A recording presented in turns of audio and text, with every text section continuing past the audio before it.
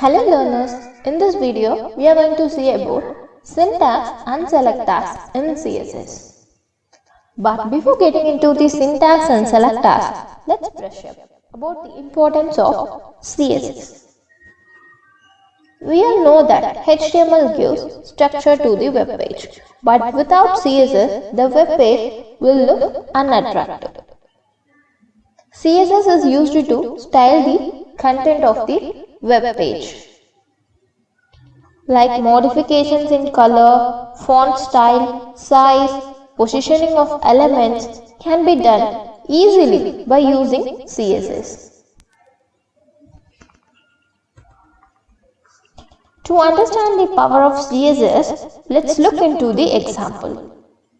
This is the web page without CSS. And this is the same page when the styles are applied to it. Let us look the example in detail.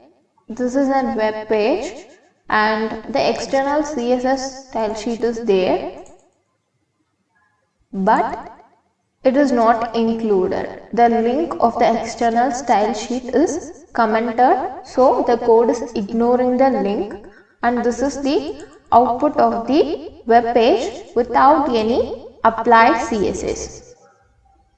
Now what I am going to do is I am going to remove the comment, and now the external style sheet is applied for the same web page. I am refreshing the output and you can see how the page is looking completely different. So this is the power of CSS. Then, coming to the syntax of CSS, you all already know CSS can be included in three ways. We can include the style in the opening tag of any element, which is known as the inline CSS.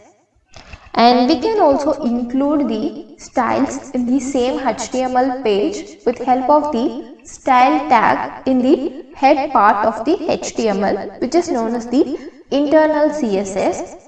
And finally, we can apply styles in a separate page with CSS extension for that file, and we can include that external file in the HTML document with help of the link tag in the HTML, and that is known as the external CSS. The syntax will be same for the internal and external CSS, but it will be different for inline CSS. First, let us see the syntax of internal and external CSS.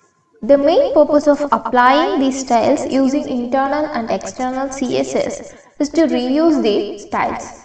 The styles can be applied using the HTML tag names, class names, and IDs of the element. The element name or class name or ID is known as the select tag to which the styles are applied. The parenthesis, which is including the entire style, is known as the declaration block. And the style is known as the declaration. The block that is having all the declarations are known as the declaration blocks. And the declaration has two parts, which is property and the value. Coming to the inline CSS, the style is applied in the opening tag of the element. The styles are applied using the style attribute. And this is the opening tag of the element, and the styles are applied using the style attribute that can be included in opening tag of any HTML element. And the styles are known as the declaration, and inside the style attribute we can include multiple declarations, and the declaration has two parts. One is property, another is value. Let us see the declaration blocks, attributes, property, value, everything in the code. Yeah, this is the same syntax that is used for internal and external CSS. This is the select tag, and the selector need not be only the element name, it can be the element name, class name or the ID of the element.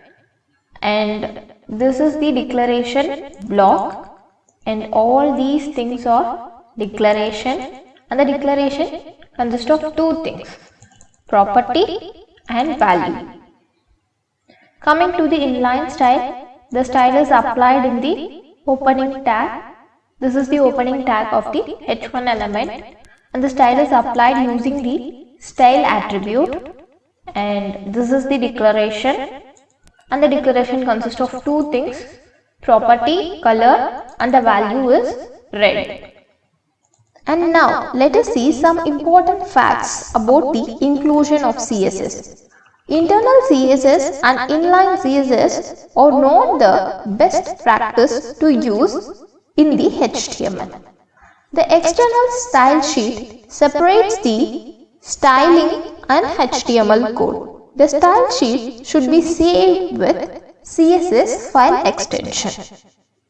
The external style sheets are the best practice to apply styles.